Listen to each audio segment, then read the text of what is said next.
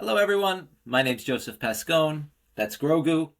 And I'm the host of the Turning Tides podcast. This is going to be a very special episode. As you can see, I'm live. This is a full motion capture here. I wanted to talk today about socialism, and specifically socialism in American history. So there's this idea and this notion floating around, specifically on right-wing circles, and maybe centrist circles too, that socialism, communism, Marxism in America is some brand new phenomenon.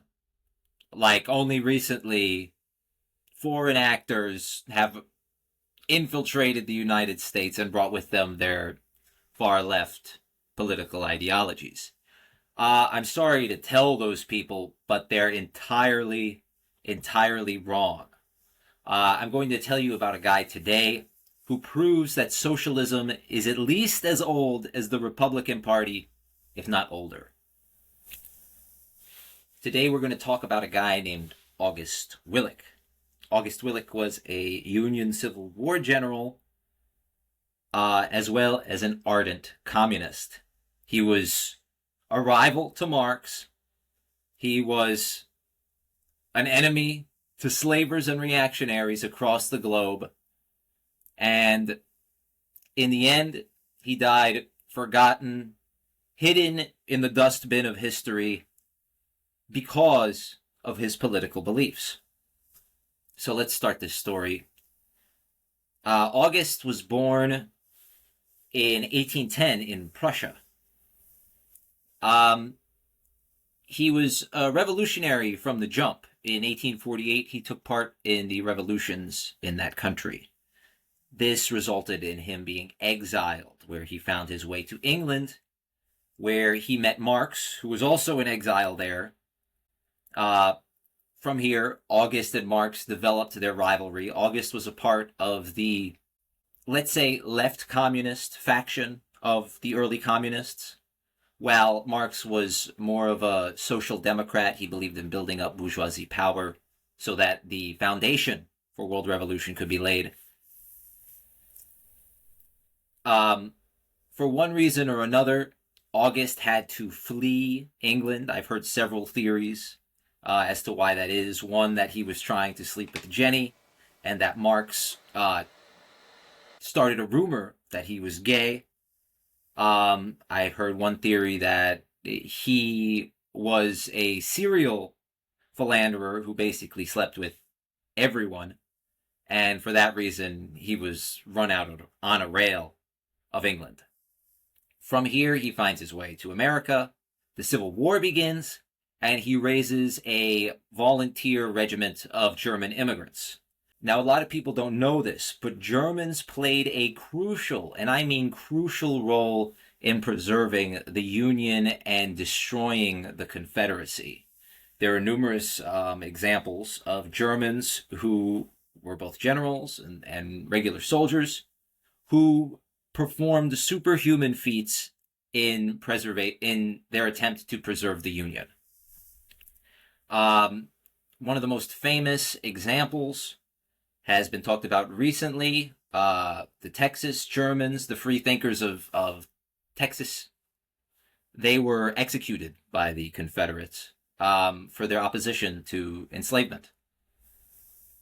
Another example, which again needs to be talked about more, is the German contributions to preserving Missouri as a Union state. In places like St. Louis, Germans made up the majority of the population. And when the Civil War started, they stuck to their Unionist guns. And without them, Robert E. Lee said as much, the state of Missouri would have become a Confederate state. So August first sees action in 1861, right at the beginning of the war. He's fighting with McClellan in West Virginia. He helps liberate that state from the enslavers and the traffickers of the Confederacy. He then transfers west to join U.S. Grant and his Western Army of Tennessee. He fights in numerous battles, the most famous of which is probably the Battle of Shiloh. At Shiloh, his unit is at first pushed back by the ferocity of the Confederate advance. However, he rallies his men, and while singing La Marseillaise, he leads them in a charge against the Confederates and helps save the day for the Union.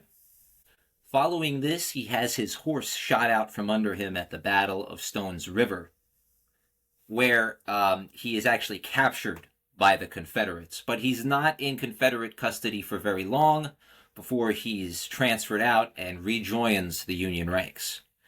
He would fight at the Battle of Chickamauga Creek, and then he would deck himself in glory at the Battle of Missionary Ridge.